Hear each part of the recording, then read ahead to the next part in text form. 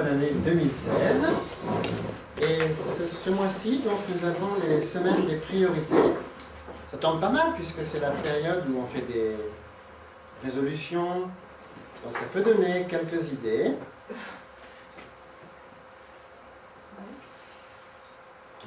Alors, ce soir, le thème c'est les 3 premières places. Voici un aperçu du programme de ce mois. Les 3 premières places, la semaine prochaine, être, aimer, créer. Ensuite, l'homme, la femme et l'enfant d'abord. Et nous terminerons par le thème, le ciel, l'humanité et la terre.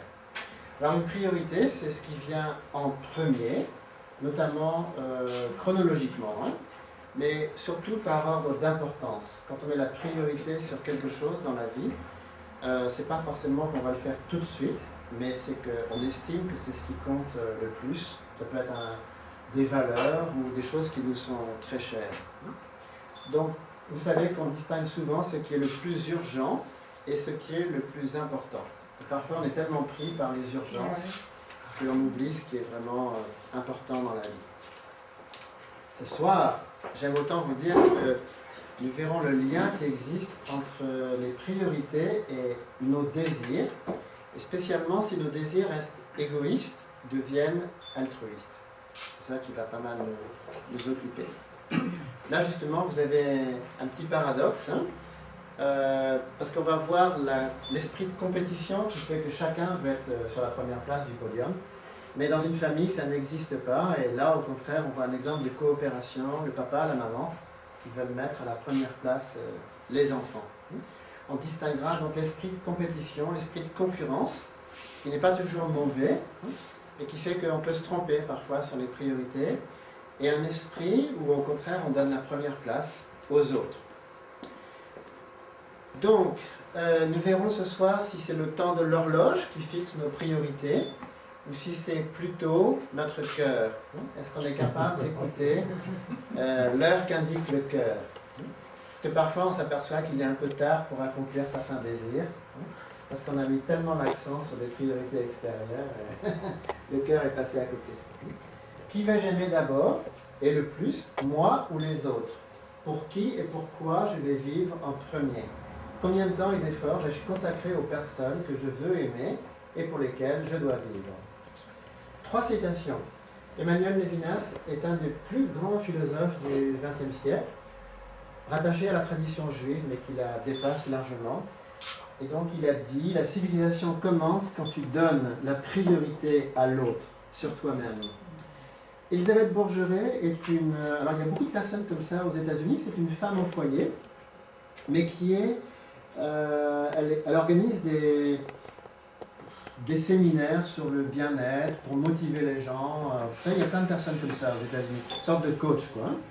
Et elle dit, chaque heure où vous n'êtes pas à votre passion, à faire de vos rêves une réalité ou à définir votre but, est une heure que vous n'allez pas retrouver. Un autre Américain, les désirs dictent nos priorités. Les priorités forment nos choix et les choix déterminent nos actes. Première partie, discussion par table. Il y a 3 tables ce soir. Nous allons avoir une table très féminine et, comment dire, assez japonisante, très japonisante. Voilà.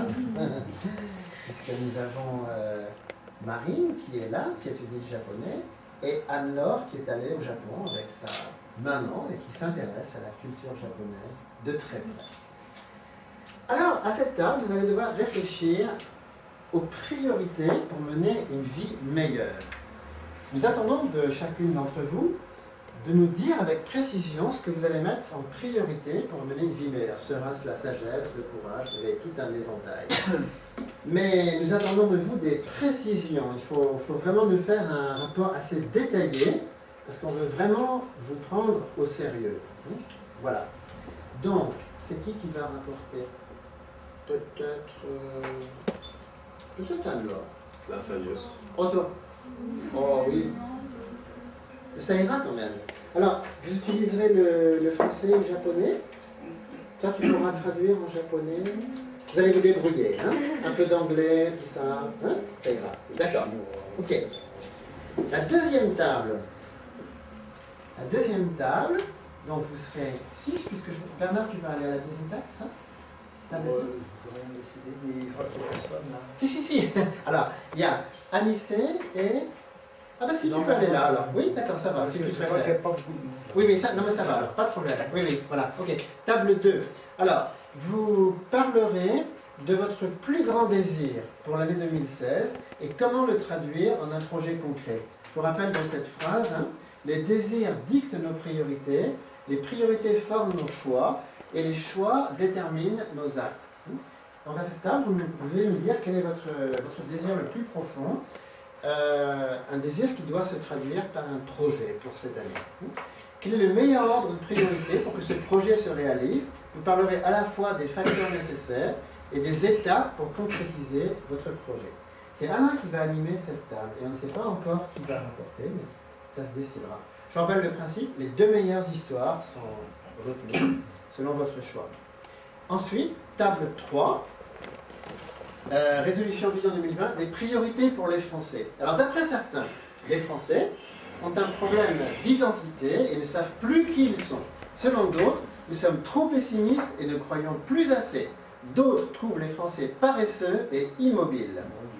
Alors, voici 12 verbes. Vous avez 12 verbes et à votre table, vous devez les répartir en 3 paquets de 4 et essayer de trouver un fil directeur de 1 à 12. Vous devez nous dire par quel verbe la France doit commencer et tout va sortir de cet ordre extraordinaire. Travailler, servir, être, agir, créer, aimer, espérer, réussir, croire, donner, penser, ouvrir. Si vous pensez qu'ils sont déjà dans l'ordre, ou alors vous dites non, c'est pas le bon ordre. Non, c'est pas le bon ordre. Il y a vraiment du travail, il y a du boulot à faire. Bon voilà, ils vont nous dire ça. Voilà. Et puis bien sûr, c'était un peu de temps pour élaborer un petit peu là-dessus. Voilà, vous avez donc exactement 35 minutes jusqu'à moins 5 pour faire quelque chose de bien. Merci, à tout à l'heure. Hein?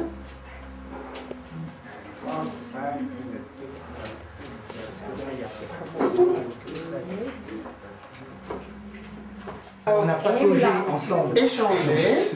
Il y avait 3 tables ce soir. Je vous rappelle que nous discutons sur le thème les 3 premières places. Et actuellement, la première place revient dans l'ordre d'apparition à la première table. En effet, et ce n'est que justice. Vous avez une table de jeunes qui représente nos espoirs les plus profonds. Et donc, c'est la voix de la jeunesse qui va s'exprimer à travers Anne-Laure. Alors, vous avez eu une bonne discussion? Bon. Je relis la question. Oui, je t'en prie, oui. Quels sont les 3 points que vous devez développer en priorité actuellement pour mener une vie meilleure? Ouais. Donc j'en ai pris 2 témoignages. 2 témoignages, oui. Donc celui de Marine. Celui de Marine, oui. Donc elle a choisi la conviction, la confiance et la spiritualité. Oui. Donc pour ce qui est de la spiritualité, on va dire qu'elle n'est pas toujours je dirais bien dans sa tête parce qu'elle est toujours un peu stressée. Elle n'est pas toujours bien. Et c'est justement ce stress qui d'une sorte qui lui gâche un petit peu la vie. Et justement ça joue sur les autres facteurs qu'elle a cités, donc comme la confiance.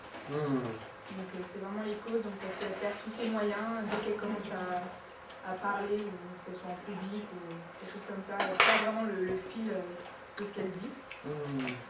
Et donc, bien sûr, toute sa confiance s'effondre.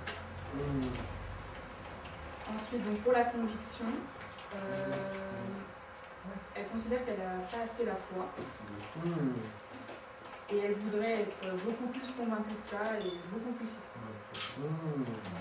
Donc, elle n'a pas vraiment prévu, on va dire, de méthode pour arranger, on va dire, ce cas.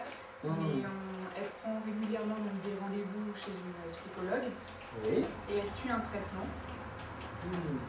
Et dans le futur, elle espère ne plus du tout avoir besoin de ce traitement et pouvoir y parvenir elle-même. Oui. Tu nous as dit l'autre jour que tu avais commencé à étudier la Bible, c'est ça? De toi-même, hein? Oui. Parce que dans ta famille, les gens ne sont pas très croyants. Pas du tout même. Hein? Et peux-tu nous dire ce qui t'a pris de vouloir lire la Bible en 2015? Parce qu'au départ, 16. j'ai commencé à la lire quand j'étais petite et je ne comprenais pas grand-chose. J'avais fait du catéchisme aussi Oui. et ça m'a repris parce que je ne connais rien en fait. D'accord. Je veux apprendre plus de choses. Oui. Au départ, c'est la curiosité, donc. Hein? Oui, d'accord. Mhm. Donc, tu as commencé à lire la Bible en décembre, là, peu avant Noël. Oui, c'est ça. D'accord. Tu as commencé par le début, hein, la Genèse. La Genèse, d'accord. C'est une bonne nouvelle. Alors, quand la soirée est finie, tu peux venir demander des petits conseils à Didier sur la Bible. Voilà. Et puis, vendredi, tu reviens. Alors là, on pourra... Il connaît la Bible. Il sait comment la lire. Il sait comment la lire. Voilà. Il n'est pas que Club Science. Oui. Ensuite, tu avais une autre histoire, je crois. Oui, c'est Hanouka, oui. elle a choisi le courage, Oui. l'attention aux autres et la persévérance. Ah oui, complètement différent de Louise. Hein? Ouais. Attends, tu peux nous répéter ça, courage? Courage, l'attention aux autres Ouais. et la persévérance. D'accord. Explique-nous un peu. Donc, pour ce qu'il s'agit du courage, donc, apparemment, elle manque beaucoup de courage en elle, beaucoup de courage. C'est vrai, Hanouka? Moi, ça m'a surpris. Oui. J'ai pas Antoine, l'impression. je crois. J'ai vraiment pas l'impression, mais apparemment, Oui. Ah. pour certaines choses, elle manque beaucoup de courage. Ah. Hanouka, you have become courageous. Yeah. Donc, surtout par rapport aux autres. Ah. De les aborder. Ah oui, je comprends. Oui, assez intéressant Entamer ça. une discussion, Mm. des choses comme ça. Oui, d'accord. C'est bien de voir ça. Courage relationnel. D'accord, très intéressant. Oui. Voilà. Et par rapport à l'attention aux autres, Oui, alors c'est lié donc. Hein. donc elle m'a expliqué que parfois elle ne voit pas forcément les gens qui y a autour d'elle Ah, et elle se concentre vraiment à juste sur elle. c'est vrai. Oui, et elle ne remarque pas forcément les détails. Oh, mais c'est intéressant ça, dis donc. Ouais. Je vais vraiment en parler ce soir. C'est vraiment honnête de dire ça. Voilà. Oh, Et c'est vrai très qu'elle bon. Haruka-san, are you self-centered?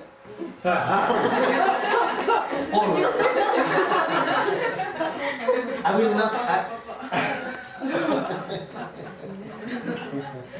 Ça veut dire quoi?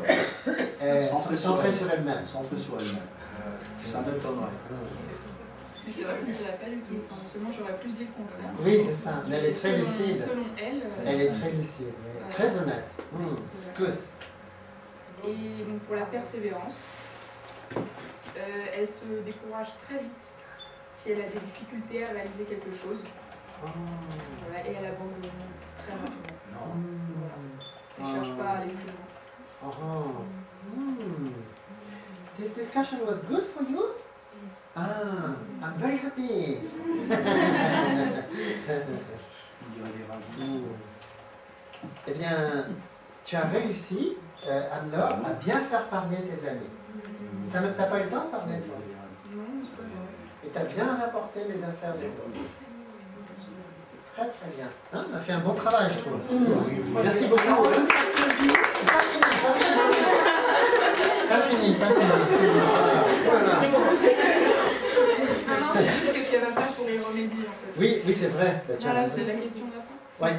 Donc elle va essayer de se dépasser en se donnant des défis personnels, comme aborder plus de gens, Oui.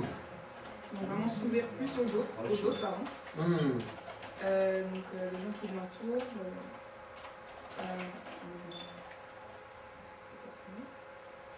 Non, elle va essayer de plus aller vers les gens, Oui. au lieu que ça soit plus le contraire en fait. Ah oui, oui. Ce qui est souvent le cas. Voilà. Ah, c'est ça. Ouais. Il y a beaucoup de gens qui sont attirés par Hanouka, et Hanouka doit être plus attiré vers les autres. C'est ça. Yeah. People so much love you, but you want to love them, right? Like this. Yeah. Good.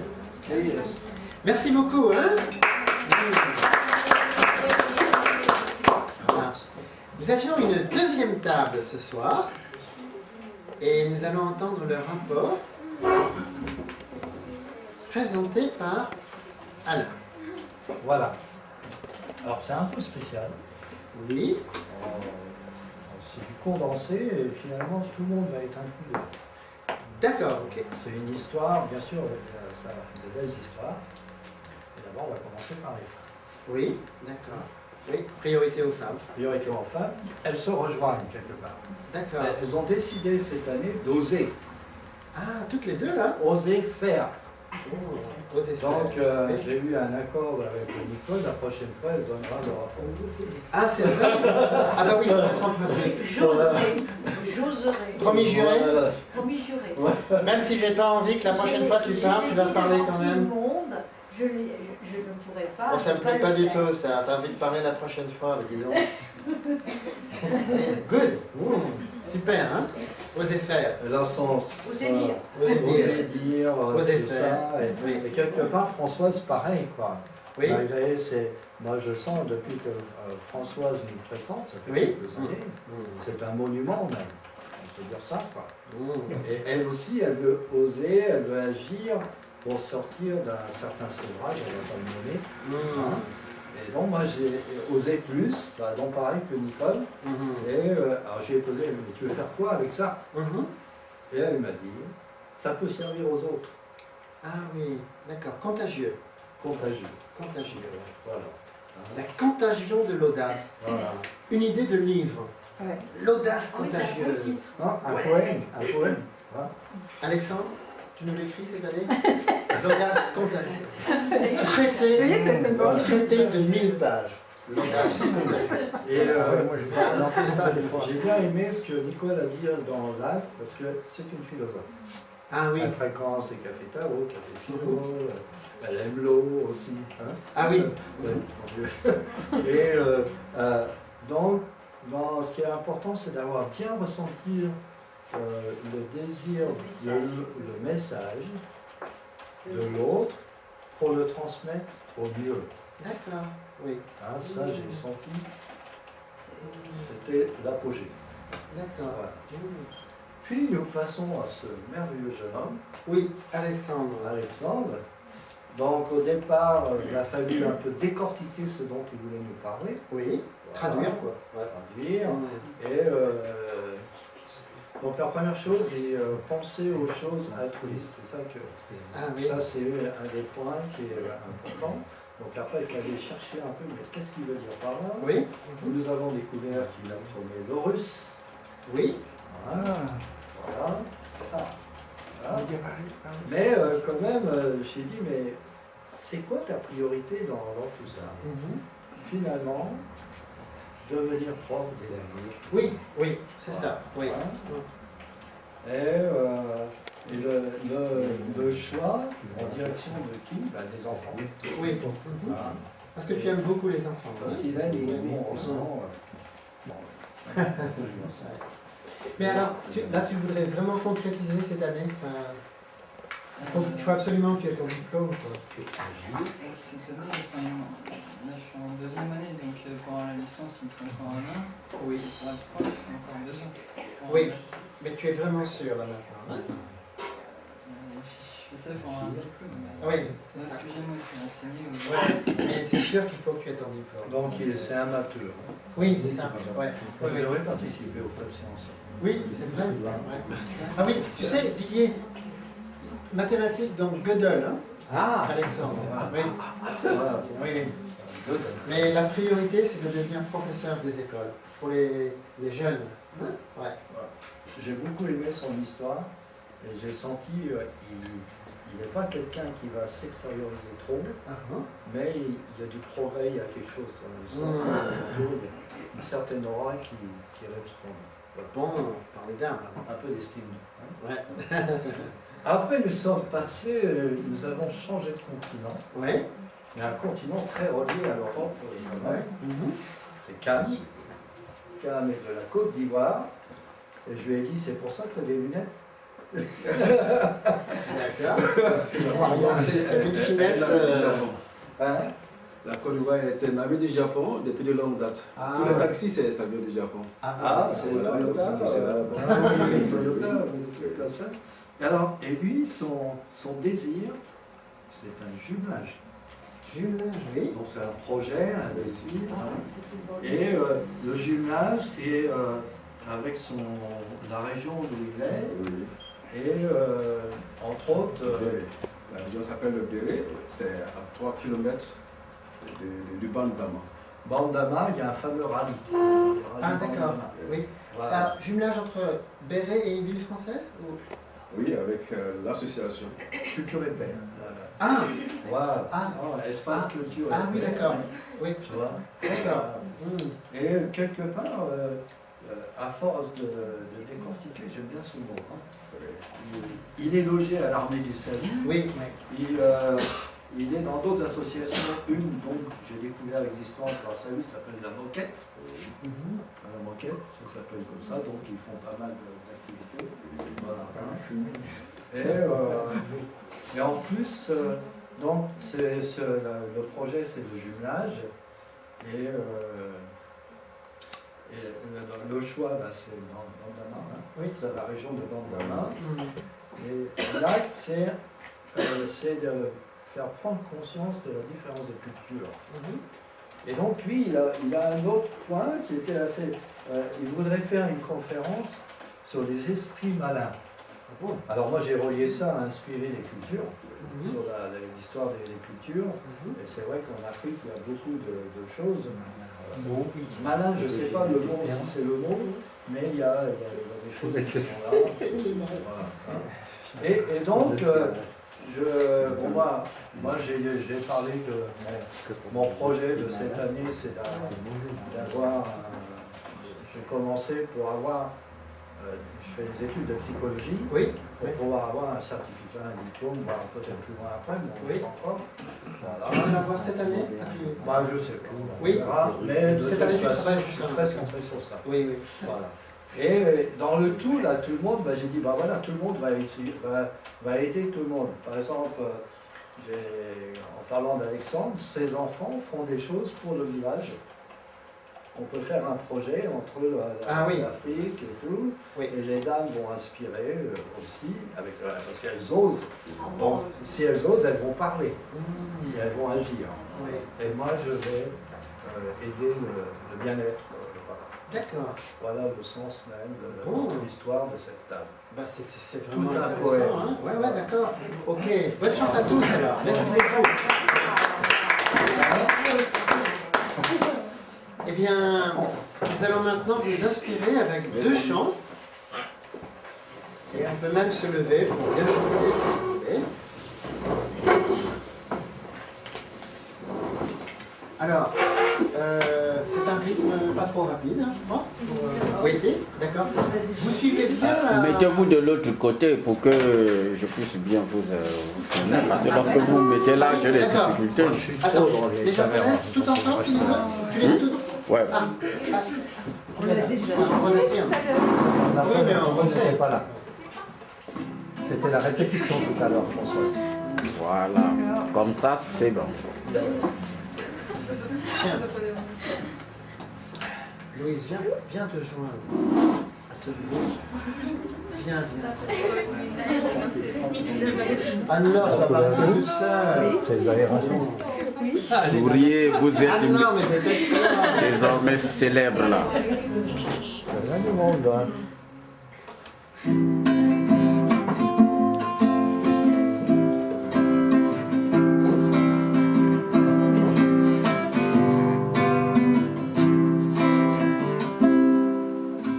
How many roads can man walk down before you can call him a land? How many seas must the warlord sail before he sleeps in the sand? How many nights must the cannonball fly before they fall?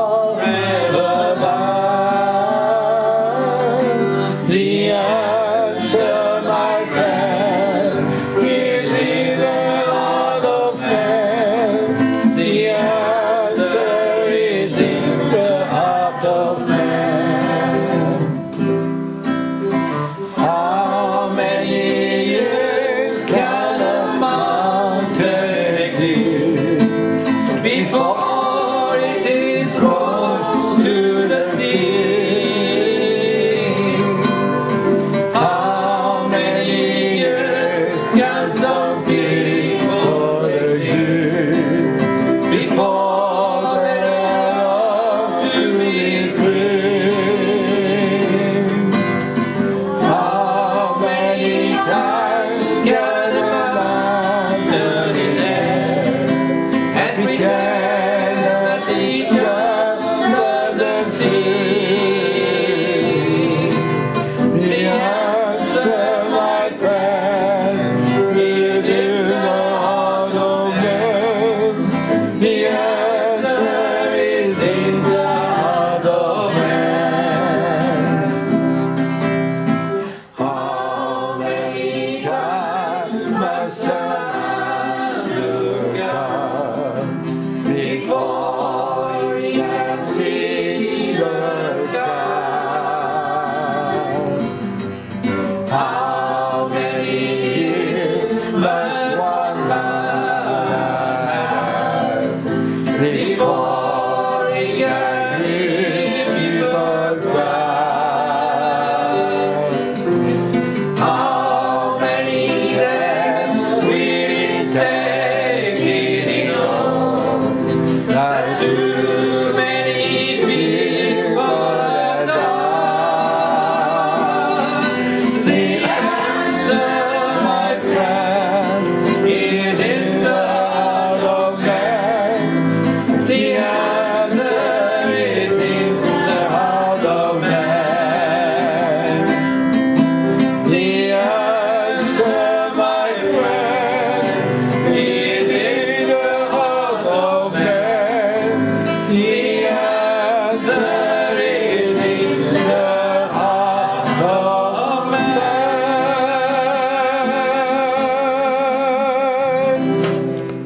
Merci.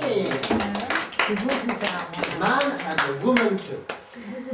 Not only man. On l'avait chanté tout à l'heure. Oui, mais on avait répété. Ah, Voilà. Alors chante la joie, donc avec des danses. Dance included. Prends la main de dance together.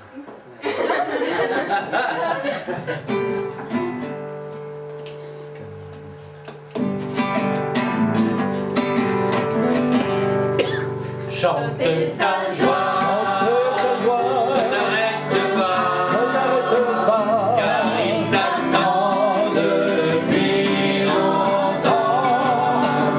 Donne-lui ton cœur, donne-lui ta vie, et marche un jour vers lui. Tu sais maintenant qu'il existe un roi. Alors n'attends plus, lève-toi et va, et à tes frères que tu as trouvé, un père merveilleux, et que tu es heureux, chante ta joie, ne t'arrête pas, t'attends depuis longtemps. Donne-lui ton cœur, donne-lui ta vie, je te tu verras le ciel, s'illuminer, et les fleurs des champs, faire un tapis, tu pourras poser tes pieds, et savoir enfin louer la vraie vie. Chante ta joie, ne t'arrête pas, car il t'attend depuis longtemps. Donne-lui ton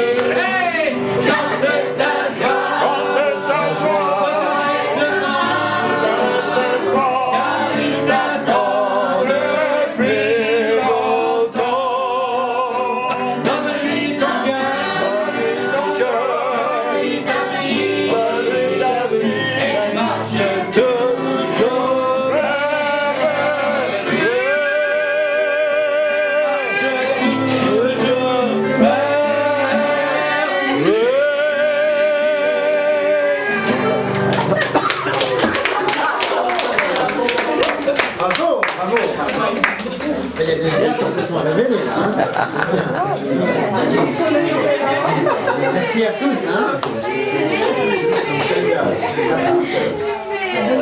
Ah oui, c'est vrai que c'est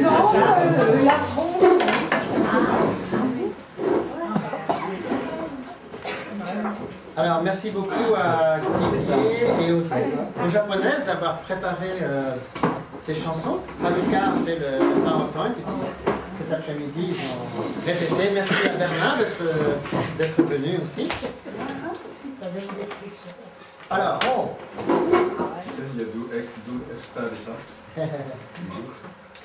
alors donc, ce soir, les 3 premières places. On va s'interroger sur la question suivante. Priorité à l'ego ou à l'alter ego, l'autre soi-même. Alors, c'est vrai que... Attendez, il y a une diapositive. Pardon, excusez-moi. C'est vrai que dans un monde très compétitif, et je ne dis pas qu'il ne faut pas de compétition, hein, mais il y a une tendance de certaines personnes à vouloir prendre la première place de façon très agressive. Je ne sais pas si vous avez vu les veilles des combats de boxe. Les boxeurs se jaugent. Et il y en a un qui dit à l'autre... T'es nul. Oui, voilà, c'est ça. C'est le meilleur. Donc, c'est vrai que dans certains milieux, il y a cet esprit que la priorité, c'est de m'entraîner très fort pour être le meilleur, avec tout le stress que ça implique, parce qu'on n'admet pas de perdre, c'est impossible. Hein.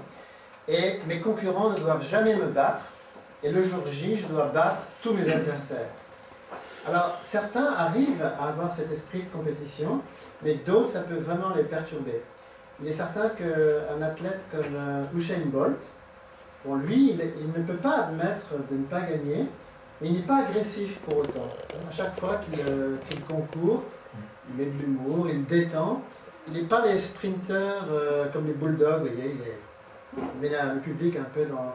Il n'a pas l'air de se prendre trop au sérieux. Mais n'empêche que sous ce dehors relax, il aime vraiment gagner. Mais je pense qu'après sa retraite sportive, je pense qu'il continuera à avoir une vie saine. Par contre, les gens qui ont été habitués aux premières places, quand ils quittent le sport, parfois c'est très difficile. C'est une telle drogue, cet esprit de compétition, et certains vraiment ne savent pas quoi faire d'autre. Donc il y a beaucoup de gens, même sans faire du sport, ils vivent dans un mode, peut-être pas forcément paranoïaque, mais pour eux, la première chose dans la vie, c'est m'affirmer, faire face, développer ma force. Et aussi, je dois constamment être sur le qui-vive, identifier les adversaires, les obstacles, les menaces, et je dois prévenir. Avant qu'on me fasse du mal, je dois montrer les crocs. Si possible, même attaquer en premier, comme ça je vais tranquille, quoi. Et je dois rester en tête, rester toujours le premier, ne jamais céder. Il y a des personnes qui fonctionnent sur ce mode-là parce qu'ils n'ont pas appris vraiment autre chose. Vous savez que normalement en France, il y a la priorité à droite. Donc vous devez laisser passer le véhicule bleu. C'est une règle. Mais il y a des gens qui ne vont jamais faire ça. Pour eux, l'autre doit absolument s'arrêter. Il n'y a pas de priorité à droite, c'est moi qui dois passer. Et d'ailleurs, je vais le faire savoir, et l'autre, il n'a qu'à attendre, et il devra me suivre. Alors, Héraclite, c'est le père de la dialectique, c'était un philosophe grec.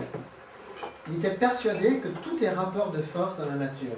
Il disait, la guerre, polémos, est le père de toutes choses, de toutes, le roi. Et les uns, elle les porte à la lumière comme Dieu, les autres comme hommes. Les uns, elle les fait esclaves, les autres libres. Donc il y a des gens qui partagent un peu cette vision des choses. On est dans une grosse bagarre, il n'y a personne qui va me faire de cadeau, je ne vais pas en faire à quelqu'un, je vais m'imposer, et de toute façon, chacun il a sa place sur la terre. Et moi, je n'ai pas envie d'être parmi les esclaves, donc je me battrai comme un lion. Alors bon, on peut vivre comme ça, mais un monde qui serait que comme ça serait quand même difficile. Alors c'est vrai que dans certains milieux, on voit... Alors c'est pas toujours conscient, parce que les personnes qui sont hyper compétitives comme ça, parfois peuvent être très charmantes, voire serviables, mais c'est une tactique en fait. Il y a, fondamentalement, ce sont des gens qui pensent moi d'abord, et je ne peux compter que sur moi-même. Je ne pense pas que quelqu'un va m'aider, donc je dois m'affirmer. Je dois être sur le qui-vive, et je suis dans un rapport de force. Je ne peux jamais baisser ma garde. je dois toujours m'attendre à un mauvais coup. Donc, même si je suis ami aujourd'hui, peut-être que demain, ça ne me gênera pas du tout de balayer cette personne. Et je dois m'imposer. Ma position, c'est la position dominante. Il n'est pas question que je cède. Donc, il y a beaucoup de personnes. Alors, finalement, dans le business, il y a énormément de gens comme ça. Dans la politique aussi. Surtout la politique en France, où tellement de choses sont centrées sur l'élection présidentielle. Donc, c'est un système de tueurs où vous devez absolument écraser les adversaires. Vous ne pouvez jamais baisser votre garde en disant « je suis plus ou moins d'accord ». Ah non, c'est mon ennemi. Je ne suis pas du tout d'accord. Ah, mais pourtant, vous aviez soutenu la même opinion il y a quelques mois. Oui, oui, mais peu importe, c'est très différent maintenant. Ouais. Alors, en France, on est un pays qui n'est pas très discipliné et les pouvoirs publics sont obligés de nous rappeler certaines règles. Vous voyez la photo de droite, c'est moi qui l'ai prise hier matin, c'est nouveau ça. C'est devant le RER. Je laisse descendre. Parce que beaucoup de gens ne comprennent pas ça. Je vais leur expliquer. Je laisse descendre. Vous voyez, c'est à la première personne du singulier. Hein. Vous auriez pu mettre laissons descendre, mais c'est je laisse. C'est moi qui. Vous voulez descendre, s'il vous plaît? Je monte, je valide. Voilà. En bleu, c'est le tramway de Mulhouse. Alors, si vous allez au Japon et en Corée, vous serez étonné à Paris. C'est assez fluide en fait. Et il y a un très bon système. Ils ne martèlent pas le message, mais les gens sont très disciplinés, ça se passe bien en fait. Et il n'y a pas cette bousculade qu'on voit sans cesse à Paris. C'est assez culturel en fait. Hein? Ouais. Alors, heureusement qu'il n'y a pas que cet esprit. Et il existe beaucoup de personnes qui n'envisagent pas du tout de jouer les gros bras. Hein? Ils n'ont pas appris ça, ils ont appris qu'on doit d'abord faire passer les autres en premier. Pour eux, c'est naturel. Hein? Donc c'est un esprit coopératif. Et il y a pas mal de gens qui ont un esprit d'abnégation et de bienveillance. Il n'y a pas de raison de ne compter que sur moi-même. Il y a une providence, une bienveillance générale. Tout le monde va être servi, tout le monde aura sa part. Donc je n'ai pas à m'inquiéter, je n'ai pas à réclamer, à lever la main. Tout le monde va être servi. Donc à partir de là, je vais privilégier la coopération et l'interaction. Je n'ai pas de raison de me méfier des autres. Au contraire, je me dis, bah, apparemment, c'est tous des collègues ici. Je crois qu'il va y avoir une répartition assez juste. Je ne pense pas qu'il va y avoir de la corruption. Non, ça devrait bien marcher. Et puis même s'il y en a, bah, tant pis, quoi. Et aussi l'esprit de se sacrifier pour un objectif supérieur. Je vais donner un exemple. Et ça, j'ai voulu en avoir la confirmation, donc j'ai regardé des sites consacrés aux chefs d'orchestre. Et parce que j'avais une intuition très forte là-dessus, mais je voulais vraiment voir ce qu'en disent les professionnels, ceux qui font ce métier. Et j'ai trouvé des citations très intéressantes. Alors, un chef d'orchestre, c'est quelqu'un qui pratique avant tout l'abnégation devant l'œuvre.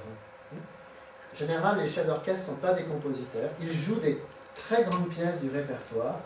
Et il n'est pas question pour eux de dévier de la partition. Ça ne se fait pas. Le public vient pour écouter une symphonie, par exemple. Et le chef d'orchestre va s'en pénétrer, se vider de tout ego. Il est vraiment là pour que l'œuvre de Beethoven, de Mozart, soit jouée. Ensuite, c'est quelqu'un qui doit absolument faciliter le travail de ses musiciens. Les chefs d'orchestre, en général, alors souvent on les représente comme des gens qui ont un gros ego, hein, mais ceux qui réussissent le mieux, c'est qu'ils aiment vraiment leurs musiciens. Ils ont plaisir à les détendre, à jouer avec eux, passent du temps en fait pour créer la convivialité. S'il n'y a pas ça, l'orchestre ne marche pas en fait. Hein. Voilà. Et puis alors, il y a le respect absolu du public. C'est pour ça que être chef d'orchestre, c'est un stress parce que la réaction du public va être très très importante. Il faut oser quand même être dans la fosse, diriger tout un orchestre, c'est risqué. Hein.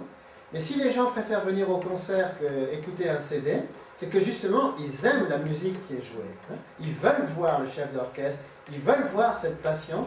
C'est presque religieux en fait. Hein. C'est un rituel, quoi.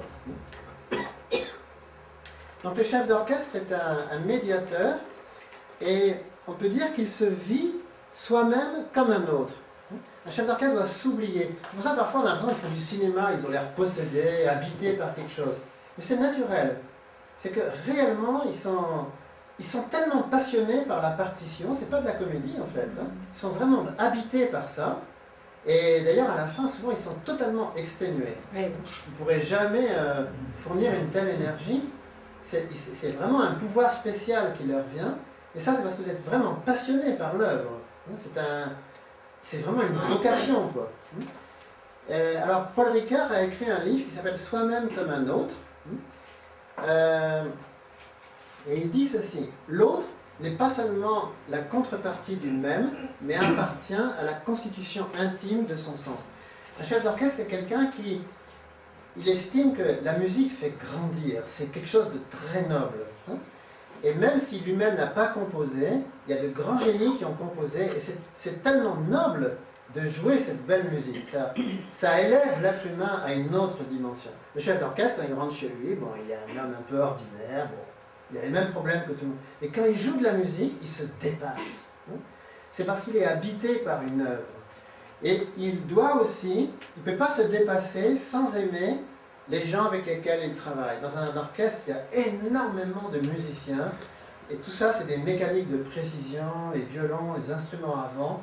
Ça coûte très très cher, c'est des années et des années d'études, et pour vraiment arriver à coordonner tout ça, il faut s'oublier totalement, il faut être vraiment dans l'amour des autres. Justement, Jeremy Rifkin dit « Être libre, c'est avoir accès à de nombreux liens d'interdépendance. C'est l'inclusion qui amène la sécurité. Appartenir plutôt que s'approprier. » À la différence du gars de tout à l'heure qui voulait s'imposer, le chef d'orchestre, au contraire, il se dit « Oh, moi, je ne veux surtout pas m'imposer. Je dois vraiment faire un collectif avec tous mes musiciens. On va faire un seul corps, parce que si jamais chacun veut affirmer son ego, ça va être la cacophonie. Il faut vraiment qu'on arrive à ne faire qu'un. Seul, on est petit, mais ensemble, on va faire quelque chose de grand. Alors, ça, c'est un chef d'orchestre assez jeune, Alain Altinoglou. Il dit, il n'y a pas que les mains. Le chef dirige aussi avec le regard, le visage, tout son corps. Et ce n'est pas seulement de la technique. Il faut avoir la capacité à faire passer ses idées. Un chef est juste le médium entre le compositeur et le public. Et sur un autre site, donc c'est la Cité de la musique, hein. Aujourd'hui c'était la mort de Pierre Boulez, je ne sais pas si vous avez suivi, voilà. Il avait aidé à fonder la Cité de la musique. Et donc sur le site on dit l'interprétation juste et fidèle d'une œuvre qu'il doit partager avec les musiciens. Donc la musique c'est un partage, c'est un rituel. Mon père était chirurgien et il m'a dit que une opération chirurgicale, alors mon père n'est pas du tout religieux, mais il m'a dit, alors ça c'est curieux, c'est comme une messe. Je dis, ah bon, c'est bizarre ça. Il me dit c'est un rituel, donc le chirurgien il travaille dans un hôpital, et la salle d'opération c'est un endroit sacré, aseptisé, donc il ne doit y avoir absolument aucun microbe, et mon père il était maniaque de la propreté. Vraiment il parlait de ça, et c'est tellement important l'hygiène en médecine. Et le médecin, le chirurgien, il a tout un rituel pour se vêtir. Hein, et là, mon père disait que quand les mains travaillent au-dessus du malade, c'est comme un balai entre le chirurgien et les infirmières. Et ces personnes doivent... Il n'y a pas d'ego possible. C'est vraiment un collectif très fort, quoi. Et le but, c'est de sauver la vie du patient à tout prix, quoi. Même quitte à y passer des heures, ne pas aller aux toilettes, le but, c'est de sauver la vie de quelqu'un. C'est des métiers où l'abnégation est très très forte. Et mon père disait que chaque fois que quelqu'un meurt sur une table d'opération, ben, pour le chirurgien, c'est très très très pénible en fait. Il a beau être blindé, on lui a appris ça pendant les études de médecine. Mon père disait, mais vraiment, même quand on est blindé, c'est tellement difficile de voir quelqu'un mourir alors qu'on aurait pu lui sauver la vie, quoi. Il a dit un chirurgien qui s'habitue à ça, il vaut mieux qu'il fasse autre chose. La mort n'est jamais banale en fait. Alors ici, donc, c'est un point fondamental des principes de l'unification. C'est l'action d'origine, division, union et le fondement des 4 positions. Donc il doit y avoir une triple priorité, l'abnégation devant l'origine, la priorité à l'autre et la priorité au but. Et finalement, le sujet, alors vous allez me dire, mais s'il s'écrase complètement, qu'est-ce qu'il devient? Eh bien, il va tout gagner. Le partenaire sujet, qui s'est totalement oublié devant l'origine, pour les autres, pour le but, finalement, il sera gagnant à force de s'être oublié. Au contraire, s'il essaye de s'affirmer, s'il est crispé, centré sur lui-même, c'est le meilleur moyen de tout casser et de s'abaisser, en fait. Alors, on avait vu dans les semaines du service, je ne sais pas si vous vous rappelez, c'était en juin, hein, la théorie du servant leadership, diriger en servant, se grandir en faisant grandir. Alors, cette théorie a été surtout formulée par Robert Greenleaf, il y a assez longtemps déjà. Les chefs dirigent mieux en adoptant un état d'esprit de serviteur. Donc, c'est vrai que souvent, le chef est vu comme quelqu'un qui est au-dessus des autres, qui a un statut. Il a plus de savoir, plus d'avoir, plus de pouvoir. Donc, sa position, c'est d'être le numéro un, de donner des ordres, de commander. Et on s'aperçoit que ça ne marche pas. Parce que finalement, les subalternes, ben, ils ne grandissent pas, en fait. Ils sont toujours dans le rôle d'éternel second. Donc, au contraire, il faut se mettre au service des autres et les promouvoir, les élever. Et celui qui fait ça, il va se grandir. Il va passer de l'ego au vrai soi. Il va se purifier. Alors, il y a beaucoup de chefs d'entreprise, alors c'est surprenant justement, qui ont des préoccupations spirituelles. Souvent, on les prend vraiment pour des gens afro-gains, etc. J'en ai eu un exemple ici même hier. On a vécu une scène étonnante ici. Je suis allé chercher un moine bouddhiste à la gare de Lyon. Et il était avec un businessman français. Un homme qui est à fond dans les affaires, un gros chiffre d'affaires en fait. En plus, il vend des volailles, de la viande, des choses vraiment, on va dire, terre à terre. C'est un breton. Et ce chef d'entreprise qui possède 2 carrefours près de Brest, depuis des années, en fait, il va sans cesse faire des séminaires bouddhistes. Et quand il fait des affaires, il fait des affaires. Mais il a vraiment cette vie intérieure, quoi. Et il m'a dit qu'il ne se préoccupe jamais, en fait, de son chiffre d'affaires. Il se préoccupe avant tout de sa vie spirituelle. Et c'était tellement intéressant de voir la relation hier entre ce moine, qui ne connaît rien à l'économie, et ce chef d'entreprise. Je voyais tellement d'harmonie entre les deux.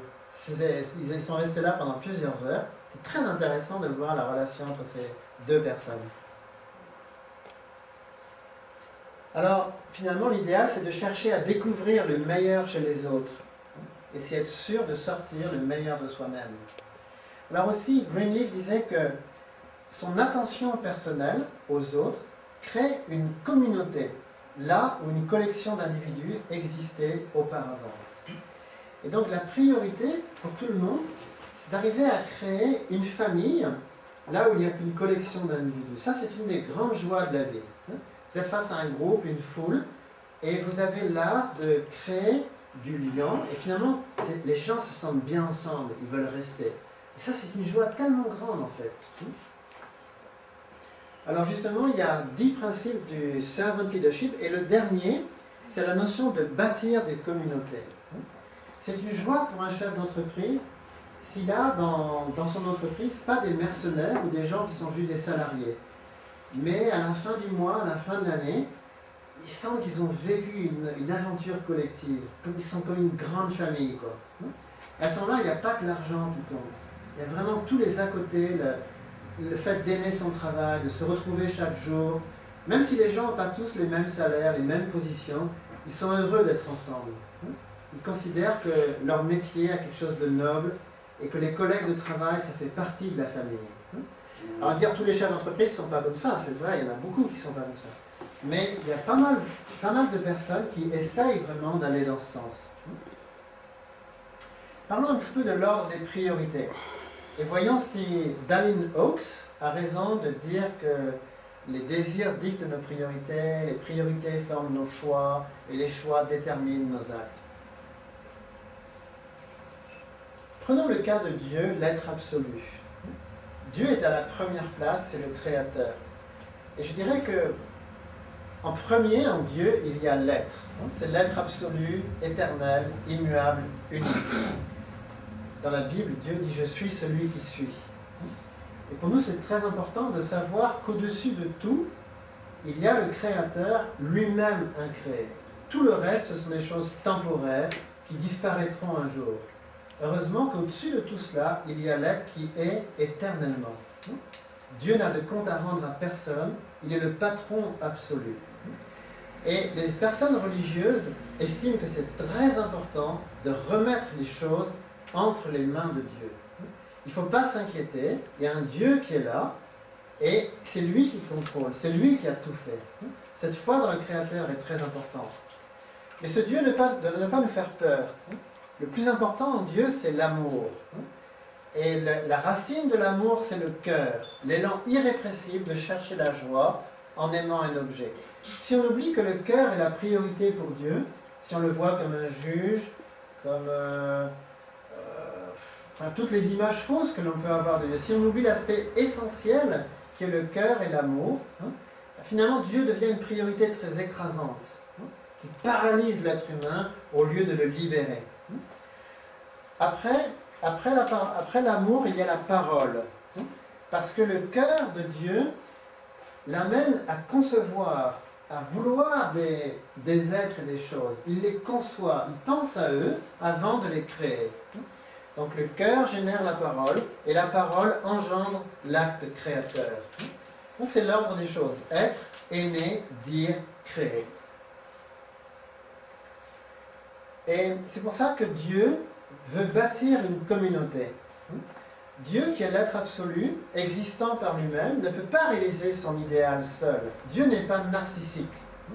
C'est pour ça que les gens qui se mettent à la première place ne ressemblent pas à Dieu. Parce que Dieu, justement, c'est la chose qu'il veut éviter à tout prix, se retrouver tout seul. La première place, pour lui, ça ne l'intéresse vraiment pas. Ce qu'il veut, c'est partager avec des êtres qui seront ses alter-ego et ses partenaires. Il ne veut pas créer des robots en leur disant « vous faites ceci, vous faites cela ». Il veut leur donner une liberté totale et il espère que ces personnes seront motivées de jouer selon les scénarios de Dieu. Mais il ne peut pas les obliger. Il espère simplement que ces êtres raisonnables vont comprendre qu'ils sont les égaux de Dieu, qu'ils doivent se qualifier, être à la hauteur des attentes du Créateur. Et non seulement cela, mais il veut créer des créateurs de créateurs. Dans la Bible, on dit que Dieu créa Adam et Ève, mais le point culminant, c'est quand Adam et Ève ont leurs propres enfants. À ce moment-là, Dieu est soulagé. Il se dit, voilà, ça c'est vraiment bien parti, ma création est vraiment partie sur de bons rails. Et pour Dieu, les êtres humains sont réellement co-créateurs, bien plus que de simples serviteurs ou exécutants. Donc c'est ce qu'on appelle l'action d'origine, division, union. Dieu va forcément se scinder, si je puis dire, en deux êtres. À partir de Dieu, il y aura nécessairement le partenaire sujet et le partenaire objet. Il n'y a jamais l'un sans l'autre. Dans la Genèse, on voit il y a la lumière et les ténèbres, le continent et l'océan, le soleil et la lune, l'homme et la femme. Toujours il y a l'un et l'autre. Et il y a une union. Alors, pour Dieu, qui est le partenaire sujet, il a trois objets. Il a trois priorités. L'homme, la femme et l'enfant. Si je prends un homme a trois priorités. Dieu, la femme et l'enfant. Un homme ne peut pas se réaliser sans sa relation avec Dieu, sans sa relation avec son épouse, sans sa relation avec ses enfants. Et vous ne pouvez pas dire qu'il y a une priorité qui prime sur les autres. Même Dieu, en fait, ne veut pas forcément être à la première place. Parce qu'il va dire à l'être humain, je suis désolé, mais je ne peux pas tout faire pour toi. Si tu n'as pas ton épouse, si tu n'as pas tes enfants, ça ne sert à rien d'avoir une relation avec Dieu. Il faut concrétiser tout l'amour qu'un homme reçoit. Ce n'est pas pour lui, c'est pour fonder une famille. De même, une femme doit avoir une relation avec Dieu, avec son mari, avec ses enfants. Est-il impie, par exemple, d'aimer son conjoint et ses enfants plus que Dieu? Non, pas du tout. C'est même le désir de Dieu. Il ne veut pas du tout que les gens soient idolâtres, se prosternent devant lui à longueur de temps. Il veut voir des personnes responsables qui sont bienveillants envers leurs proches. Et donc pour les enfants, c'est pareil, ils ont comme priorité Dieu, le mari et la femme. Alors pour terminer, on retrouve ce Dietrich Bonhoeffer qu'on a déjà rencontré à Parole donnée récemment. Il parle du lien entre la liberté et autrui. La liberté n'est pas quelque chose que l'homme a pour lui, mais quelque chose qu'il a pour autrui. Ce n'est pas une possession, une présence, un objet, mais une relation et rien d'autre. Il n'y a que dans les relations avec autrui que je suis libre. Donc un homme n'est vraiment libre que s'il est avec Dieu, avec son épouse, avec ses enfants. Sinon, c'est une liberté purement formelle, une liberté solitaire, une liberté égoïste, qui ne mène à rien, qui est stérile. À force de se mettre au centre, finalement, cet homme va finir totalement isolé, le plus fort, mais sans amour. Et sa force, il va la trouver en vivant pour les autres. Ensuite, le lien entre la liberté et la responsabilité. Jean-Marie Adiafi, quiconque revendique la liberté entière et pleine, revendique la responsabilité entière et pleine. Voilà quelques points que je voulais partager avec vous ce soir. Merci pour votre attention. Jean-Marie Adiafi, tu sais qu'il est décédé. Oui, c'est un écrivain africain. Oui, de quel pays? De la Côte d'Ivoire. Ah, c'est un Ivoirien. Ah, merci. En fait, c'est lui qui a enseigné la sorcellerie. Ah bon? D'accord. La sorcellerie. Parce que les gens, ça faisait peur aux gens, les tribus sont divisées, les gens payent, ils s'accusent entre eux. Ah, ils ne sont plus. Ah. Parce qu'on va dire c'est ton nom qui est le sorcier, on ne sait pas qui est le sorcier, c'est quoi le sorcier. Ah. Il est venu, il a enseigné, il a même fait de l'autre à ce niveau. Ah bon, d'accord. Il faut une continuité, c'est ce qu'il n'y a pas. Ah, d'accord. Ah, tu nous as appris quelque chose là. Je me suis dit en voyant son nom qu'il devait être africain, mais. Donc ivoirien, c'est un compatriote. Oui. D'accord. D'accord, d'accord. Bon. Alors, on va écouter donc le rapport de la table 3. Donc vous avez eu des discussions mouvementées, je crois. Oui. Oui, agitées. Didier, si tu peux te placer là-bas, pour que je puisse t'avoir. Voilà, comme ça c'est bon. Alors, Table 3, hein. allez, tu peux me passer un papier comme ça?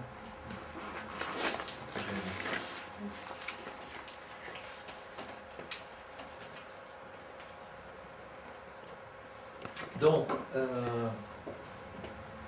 table 3, on nous a lancé, Laurent nous a lancé un défi. Hein. Ouais, vous avez aimé le défi ou pas? Alors, donc il y avait 12 verbes.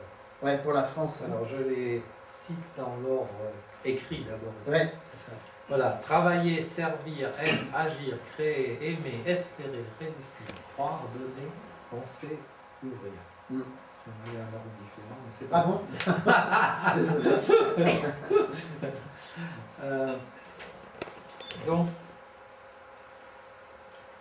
Donc il s'agissait un petit peu par rapport à la France en particulier, déjà de les répartir en 3 paquets de 4 et d'essayer de trouver un fil directeur de 1 à 12. Oui, alors, bon, on n'a pas toujours été d'accord, mais enfin je vais un petit peu résumer quand même. Alors, bon, il y a un premier groupe autour de être. En fait, hein. Alors, là aussi, on a, au cours de la discussion, varié un petit peu l'ordre. En tout cas, dans ce groupe, alors, bon, je donne d'abord un petit peu dans le... Oui. Pas forcément dans l'ordre, Oui, mais ça. Oui, oui. déjà les groupes. Oui. Donc, alors dans l'ordre où ils sont là, il y avait être, espérer, croire et penser. D'accord. Alors pourquoi? Parce que ce sont tous des verbes qui sont liés à moi. Je suis, j'espère, je crois, je pense. Et à la limite, j'ai pas besoin des autres oui. pour ces verbes-là. Donc ça, c'est le niveau personnel, individuel.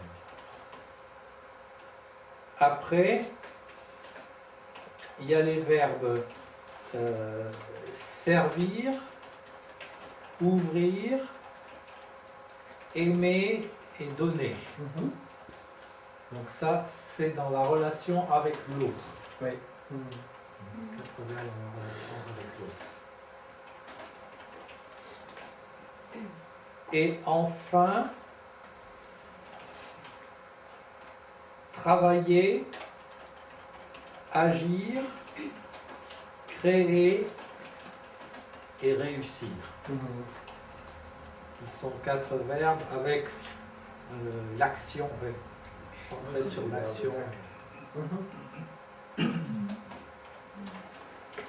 Alors, une remarque déjà tout de suite par rapport à la France, c'est que dans ce qui est mentionné, alors on peut d'ailleurs critiquer est-ce que c'est exact ou pas, la critique qui est faite, mais en tout cas, ce qu'on remarque, c'est qu'on parle d'abord, d'après certains, les Français ont un problème d'identité, donc ça ce serait être, ils ne savent plus qui ils sont. Selon d'autres, nous sommes trop pessimistes et ne croyons plus assez. Donc là, c'est toujours le même groupe en fait, espérer, croire. Et d'autres trouvent les Français paresseux et immobiles. Alors là, on saute au groupe 3 en fait. Travailler, agir, etc. Alors, donc là, dans cette critique, il n'y a rien du niveau 2. C'est intéressant.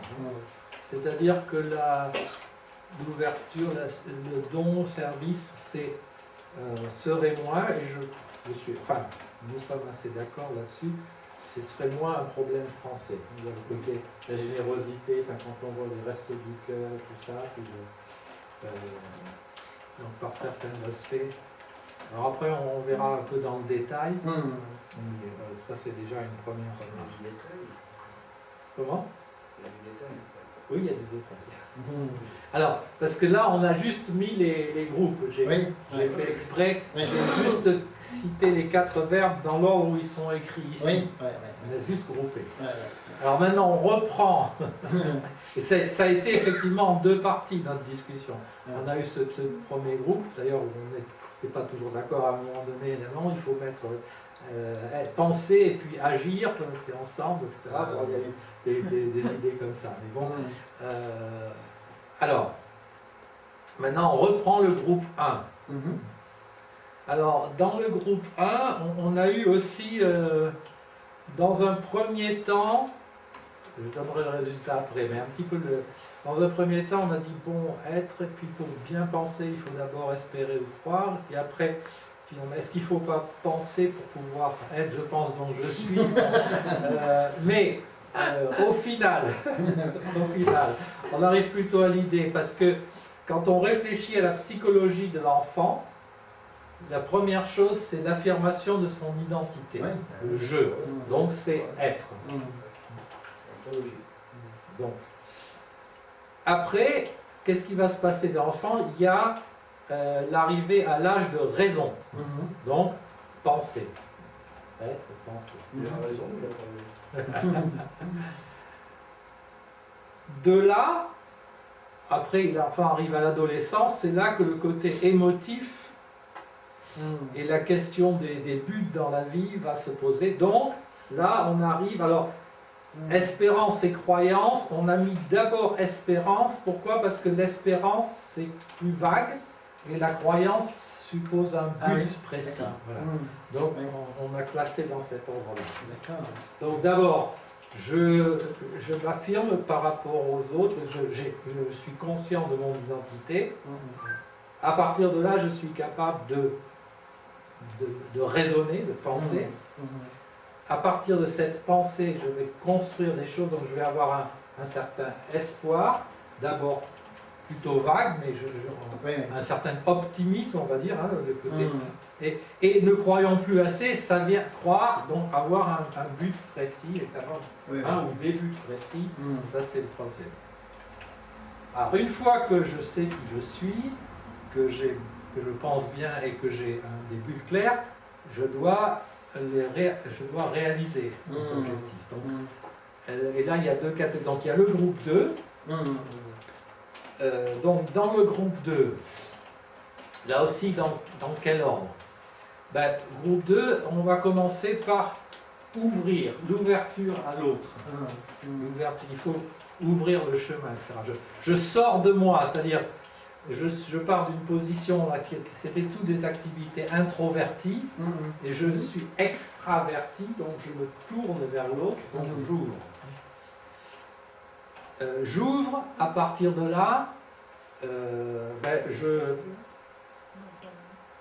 je dois donner. Oui. Je peux commencer à donner, si je veux bien. Et la prochaine étape, c'est servir. C'est plus que donner, servir. C'est donner, mais de façon constante, et d'être... ça demande plus. Et c'est plus orienté. Je peux donner, mais est-ce que ça correspond vraiment aux besoins de l'autre? Pas sûr. Mais si je sers, ça veut dire j'ai comme objectif qu'est-ce qui va être le plus utile à l'autre. Et en faisant ça, je vais arriver à l'amour, à aimer vraiment. Donc, alors, bien sûr, il y a toujours des interactions. Mais c'est assez réaliste. Parce que il faut que j'ai une motivation. Hein, donc on peut dire l'amour, c'est aussi une motivation. Mais ici, on parle en termes de réalisation. Ouais. Aimer quelqu'un, c'est pas juste avoir des sentiments pour cette personne, que ce soit d'amitié ou d'amour entre hommes et femmes, mais c'est vraiment que ça devienne quelque chose de concret dans la réalité. Donc c'est le dernier verbe de ce groupe, dans ce sens-là. Alors maintenant, le troisième groupe, là c'était dans l'interaction avec autrui. Maintenant, le troisième groupe qui est encore plus général, d'une certaine manière. Donc, c'est maintenant agir, l'action. Alors, ça parle de agir. Et alors, agir, après, travailler, c'est déjà plus précis. C'est-à-dire que pour travailler, il ne faut pas simplement agir dans tous les sens, mais il faut avoir là aussi déjà un objectif, des moyens pour faire, selon le travail que je fais, je dois avoir toute une éducation. Donc ça va un peu plus loin. Et en travaillant, en agissant, je vais devenir créatif. La créativité, ça ne vient pas comme ça tout seul, mais ça va se faire à travers une certaine action. Et c'est cette créativité qui va finalement aboutir à la réussite. Voilà donc comment on a classé ces éléments. Alors maintenant, si on dit par rapport à la France, donc alors effectivement, il y a le problème d'identité vient bien en premier. Donc c'est important l'identité. Et à partir de là, on va pouvoir arriver à espérer, à croire davantage en soi et dans sa propre, et dans l'ensemble de la nation.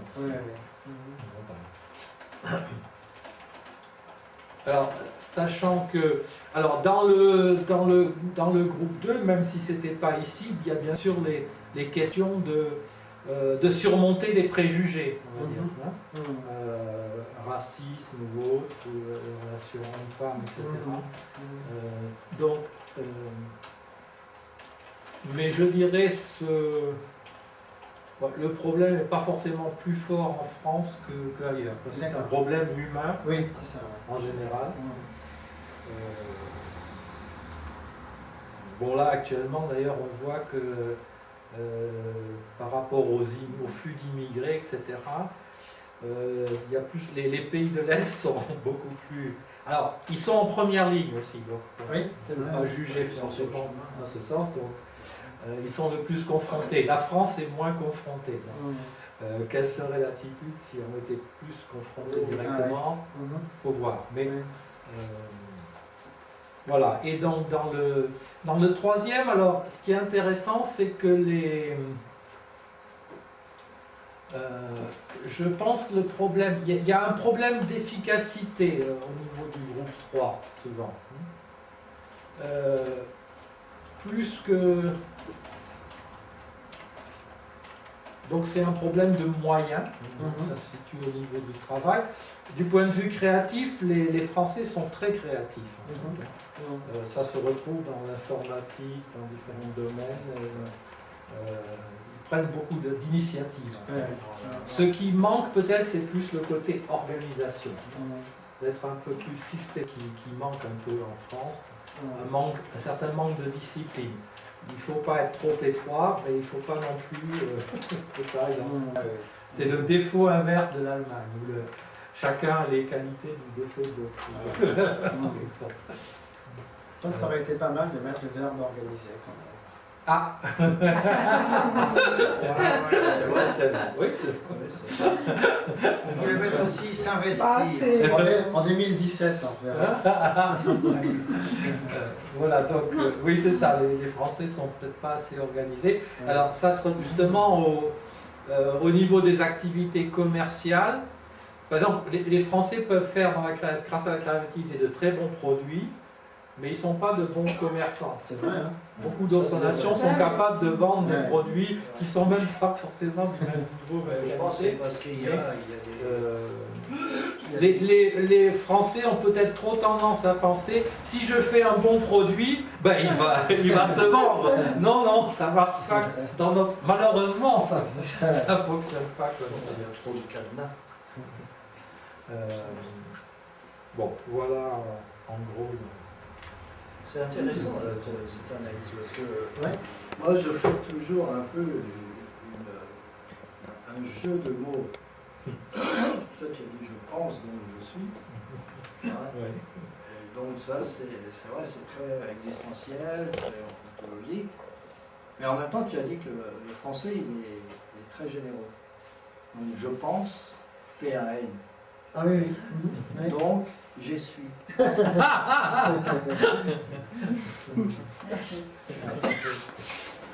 Okay. Merci beaucoup en tout cas à la table. Je pense que ce soir c'était un exercice de pas mal de logique, mais je pense pas uniquement formel en fait. Non. Ah oui, pas logique formelle. Oui, oui, non, parce qu'en réalité il faut quand même être logique dans la vie. Et je pense que le fait de choisir l'ordre des mots est important. Oui, c'est vrai, hein. Oui, oui. Ça fait pas seulement réfléchir, pour la France, mais pour nous aussi. Enfin, très souvent, les gens sont bloqués parce qu'ils ne savent pas trop par où commencer. Quoi.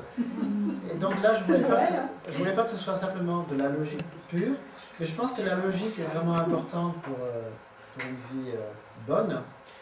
Et pour la logique, donc voir Gödel le 16 janvier. Voilà. Donc peut-être je peux en dire 3 mots sur ce qui va être présenté. Voilà. Donc, 1, 2, 3.